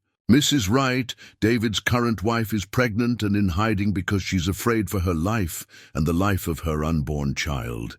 Anything you could tell me about his patterns of behavior might help keep her safe. Frank heard Rebecca take a shaky breath. Officer Delaney, David nearly killed me. If I hadn't had a brother who was willing to hide me and pay for a good lawyer, I'd probably be dead right now. Would you be willing to make a formal statement?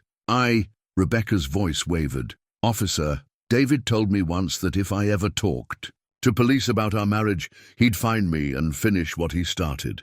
Even after all these years, I still have nightmares about him. Frank thought about Sarah's journal, about the fear in his daughter's handwriting as she documented her abuse. Mrs. Wright, I understand your fear, but right now, David is hunting a pregnant woman who's due to give birth in a few weeks. If we don't stop him, he's going to find her. What would I have to do? Just tell the truth about what he did to you, on the record, in a way that could be used in court. Rebecca was quiet for so long that Frank thought she might have hung up. When she finally spoke, her voice was stronger. Officer Delaney, I became a social worker because of what David did to me. I've spent 8 years helping other women escape abusive relationships. If my testimony could help keep another woman safe, then I'll do it. Mrs. Wright, there's something else. David has hired a private investigator to track his current wife. If you agree to testify, he might try to intimidate you. Let him try. I'm not the scared 22-year-old he married anymore. I'm a 40-year-old woman with resources, connections, and 8 years of therapy that taught me I was never the problem. Frank felt a spark of hope for the first time in days. Mrs. Wright, would you be willing to travel to Millbrook to make your statement? Officer Delaney, I'll be there tomorrow. After arranging to meet Rebecca the next day, Frank called Detective Rodriguez. Rodriguez, I have a witness who can testify about David Castellanos' pattern of domestic violence. Frank, you're on administrative leave. You're not supposed to be investigating anything. I'm not investigating. I'm making phone calls as a private citizen. If I happen to find someone willing to make a voluntary statement about crimes they witnessed, that's not police work. That's civic duty. Rodriguez sighed. Frank, you're going to get yourself in serious trouble. Rodriguez, I'm already in serious trouble. The question is whether I'm going to use it to help people or just feel sorry for myself. That night, Frank sat at his kitchen table with Sarah's journal open beside him. He thought about Rebecca Wright, about the courage it must have taken for her to agree to testify against the man who'd terrorized her. He thought about Grace, hiding somewhere with her unborn daughter, wondering if she'd ever be truly safe. And he thought about all the women who were still trapped, still hoping someone would see the truth behind their bruises and their carefully constructed explanations for why they deserved the treatment they received. Frank's service weapon sat in its holster on the counter, a tool he'd carried for 35 years but had rarely needed to use. Tomorrow, when Rebecca Wright arrived to tell her story, Frank would be armed with something more powerful than any weapon, the truth, spoken by someone brave enough to break her silence. He looked at his unsigned retirement papers, still sitting where he'd left them weeks ago. After tomorrow, there might not be a career left to retire from. Chief Williams might fire him, David's lawyer might file charges, and Tom Morrison might walk free because Frank's involvement had contaminated Sarah's case. But Grace would be safer, and maybe that was enough. Frank closed Sarah's journal and went to bed, thinking about courage and sacrifice and the weight of choices that couldn't be undone. Tomorrow would bring consequences he couldn't predict, but tonight, for the first time in weeks, he felt like he was finally doing the job he'd sworn to do 35 years ago. The job of protecting people who couldn't protect themselves, no matter what it cost him. Rebecca Wright arrived in Millbrook the next morning, carrying a manila folder thick with documents. Frank met her at the police station, where Detective Rodriguez had agreed to take her statement despite her reservations about Frank's involvement. Rebecca was not what Frank had expected. Instead of the broken victim he'd imagined, she was a composed professional woman in her 40s, with intelligent eyes and an air of quiet strength. Officer Delaney, thank you for calling me. I've been waiting 8 years for someone to ask me about David. Mrs. Wright, before we begin, I want you to understand that giving this statement might put you at risk. David has shown he's willing to go to great lengths to control the women in his life. Rebecca smiled grimly. Officer, David already put me at risk when he married me. At least now I can use that experience to help someone else. Detective Rodriguez led them to an interview room where Rebecca laid out the contents of her folder: medical records, police reports, photographs of injuries, and a detailed diary she'd kept during the final months of her marriage to David. I learned to document everything after the first time David put me in the hospital, Rebecca explained. He was so good at convincing people that I was clumsy, that I had accidents because I was stressed or careless.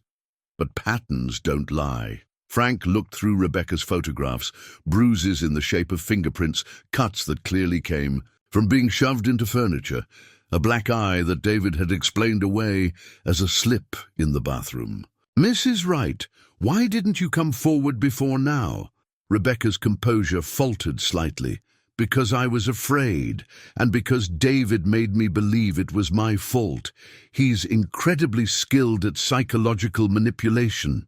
He made me think I was lucky he was willing to put up with me, that no other man would want someone as broken as I was. Detective Rodriguez looked up from her notes. What made you finally leave? David's threats escalated when I got pregnant. He became obsessed with controlling every aspect of my pregnancy. What I ate, where I went, who I talked to, when I miscarried. At 12 weeks, he blamed me, said I'd been too selfish, too careless to protect our baby. Frank felt his chest tighten. The parallels to Elena's situation were unmistakable. After I lost the baby, David's violence got worse. He said if I couldn't even keep a pregnancy, what good was I as a wife? The night I finally left, he held a knife to my throat and told me he was going to put me out of my misery. Rebecca pulled out a police report from her folder. I managed to get away and call 911. David was arrested, but his lawyer convinced the judge that I was an unstable woman making false accusations against a grieving husband who'd just lost his child. The charges were dropped. David agreed to attend anger management counseling, and I agreed to a divorce with no alimony or property settlement. I was so desperate to get away from him that I would have agreed to anything. Detective Rodriguez finished taking Rebecca's statement and began the process of filing new domestic violence charges against David based on her testimony. While they waited for the paperwork, Frank's phone rang. It was Maria Santos, and she sounded panicked. Frank, Grace is in labor. We're at a hospital in Harrisburg, but David's investigator found us. He's already called the hospital claiming his wife was kidnapped, demanding they hold her until police arrive. Frank's blood went cold. What's the hospital's position? They're confused, but cooperative. Grace is registered under her new identity, but David has a marriage certificate and photos. He's very convincing. Frank looked at Detective Rodriguez, who was still processing Rebecca's statement. Maria, I'm on my way. Frank, no, if you show up at a hospital in another jurisdiction, trying to help a woman David claims was kidnapped, it's going to look like you're part of a conspiracy. Frank thought about Grace, Elena in labor and afraid, about the Valentine's baby about to be born into a world where her mother was still running from her father. Maria, sometimes looking guilty, is less important than doing what's right. Frank hung up and turned to Detective Rodriguez. I have to go. Frank, if you leave now while Rebecca is giving her statement about David Castellanos, it's going to look like you coordinated her testimony to deflect attention from the Castellanos case. Rodriguez, I've spent the past 5 years regretting the things I didn't do for my daughter. I'm not going to spend the rest of my life regretting the things I didn't do for Elena's daughter. Frank headed for the door, then turned back to Rebecca. Right. Mrs. Wright, thank you for your courage. You may have just saved 2 lives. Rebecca smiled. Officer Delaney, sometimes the most important thing we can do is tell the truth even when it's dangerous. Frank drove toward Harrisburg thinking about truth and courage and the weight of chances that couldn't be missed twice. Behind him, Detective Rodriguez was building a case against David Castellanos that might finally hold him accountable for decades of violence. Ahead of him, Grace was bringing new life into the world while fighting to keep that life safe from the man who claimed to love them both. Frank's radio crackled with a call from Chief Williams. Frank, where are you? David Castellanos' lawyer just filed a federal complaint claiming you're part of a kidnapping conspiracy. If you're involved in anything related to Elena Castellanos right now, you need to step away immediately. Frank turned off his radio and pressed harder on the accelerator. Some calls, he'd learned, were more important than careers or protocols, or the good opinion of people who'd never faced the choice between doing what was safe and doing what was right. The autumn countryside flew past his windows as Frank drove toward a confrontation that would either vindicate everything he'd risked or destroy everything he'd worked for. But in the end, it didn't matter. Grace was in labor, her daughter. was about to be born, and Frank wasn't going to let David Castellanos anywhere near either of them, not on his watch. 3 months later, Frank sat in a hospital waiting room in Philadelphia, holding a baby girl whose birth certificate read Sarah Grace Martinez, name for the daughter he'd lost, and the identity her mother had chosen for her new life. The baby was perfect, with dark hair like her mother's and eyes that seemed to take in everything with calm curiosity. Grace, now legally Maria Martinez, sat beside Frank, looking healthier and more peaceful than he'd ever seen her. "She's beautiful," Frank said softly, adjusting the pink blanket around the baby's tiny form. "She's safe," Grace replied, and Frank could hear the wonder in her voice, as if she still couldn't quite believe it was true. The confrontation at the Harrisburg hospital had ended differently than Frank had expected. When he'd arrived to find David arguing with hospital security about his kidnapped wife, Frank had presented Rebecca Wright's sworn statement and the arrest warrant Detective Rodriguez had obtained based on her testimony. David's carefully constructed facade had finally crumbled completely. Faced with multiple felony charges and Rebecca's damning testimony about his pattern of violence, he'd accepted a plea deal that included 5 years in prison and a permanent restraining order against Grace. The prosecutor said David won't be eligible for parole for at least 3 years, Grace said, gently taking her daughter back from Frank's arms. "By then, Sarah will be walking and talking and will be completely settled in our new life." Frank smiled at the thought of this little girl taking her first steps, speaking her first words, in a world where she'd never have to fear the man who terrorized her mother. "What about Tom Morrison?"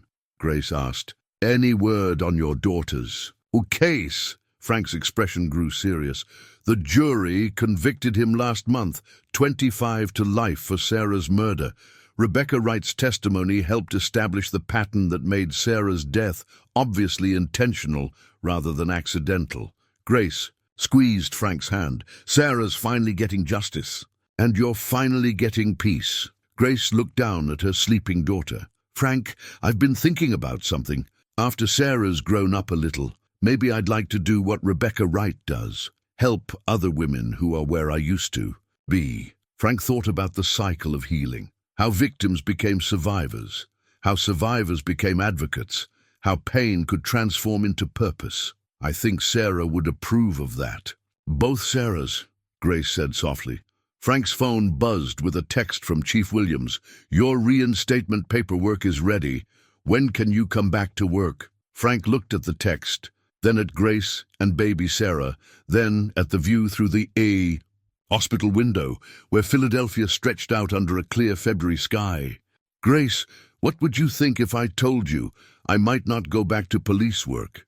Grace raised an eyebrow. "What would you do instead?" Frank thought about Rebecca Wright, about Maria Santos, about all the people working outside official channels to help women escape abusive situations. "Maybe it's time I tried a different approach to protecting people." "You mean like what Maria does?" "Something like that. There are a lot of women out there who need help, and not all of them can be helped through official channels." Grace smiled. "Frank, I think that sounds perfect." Baby Sarah stirred in her mother's arms, making the small sounds that newborns make when they're dreaming. Frank wondered what she was dreaming about. Probably nothing more complicated than warmth and milk and the sound of her mother's heartbeat.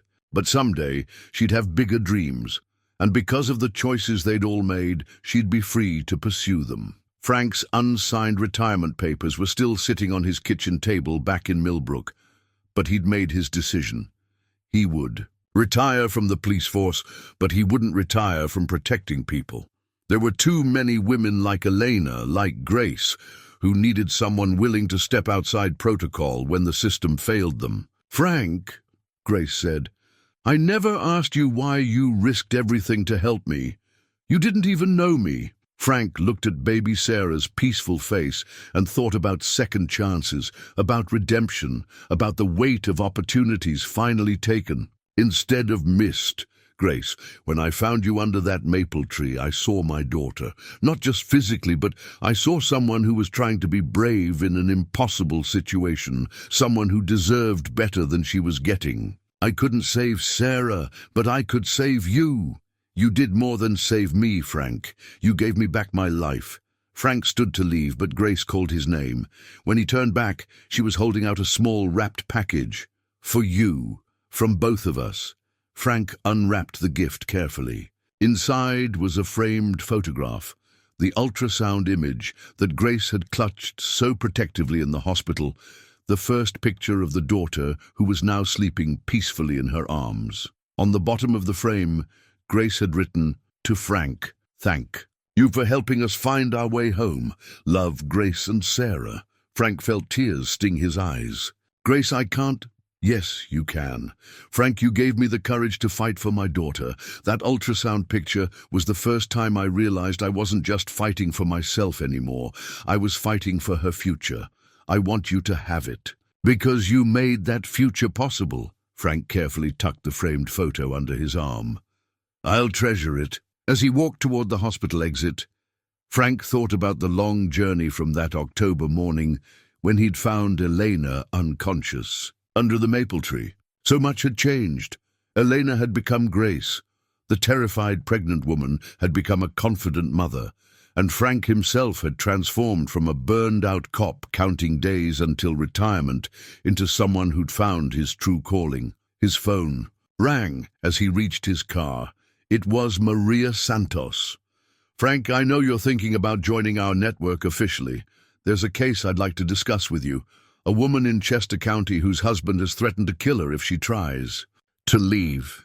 She's got 2 young children, and the local police won't take her seriously because her husband is a deputy sheriff." Frank looked back at the hospital where Grace and baby Sarah were beginning their new life together, safe and free and full of possibilities.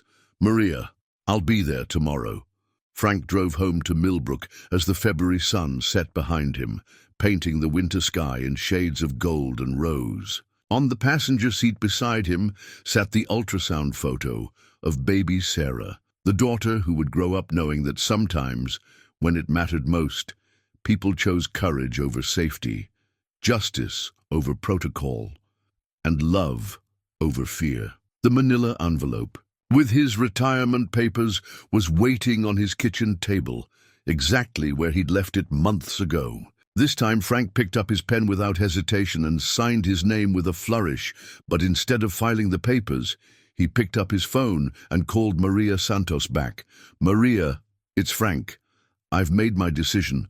When do I start?" Outside. His kitchen window, the maple tree in his backyard, stood bare against the winter sky, its branches reaching towards spring like arms embracing the future. Soon, those branches would fill with new leaves, and Frank would begin a new chapter in his own life, one where protecting people didn't require permission from supervisors or approval from bureaucrats. Frank looked at the framed ultrasound photo on his kitchen table, at the image of a baby who would never know the fear her mother had lived with, and he smiled. Some stories, he thought, did get to have happy endings after all. The phone rang again. Another case, another woman in need, another chance to make. Sure that this time, the story ended with safety instead of sorrow. Frank Delaney, recently retired police officer and soon-to-be full-time guardian angel, answered the call.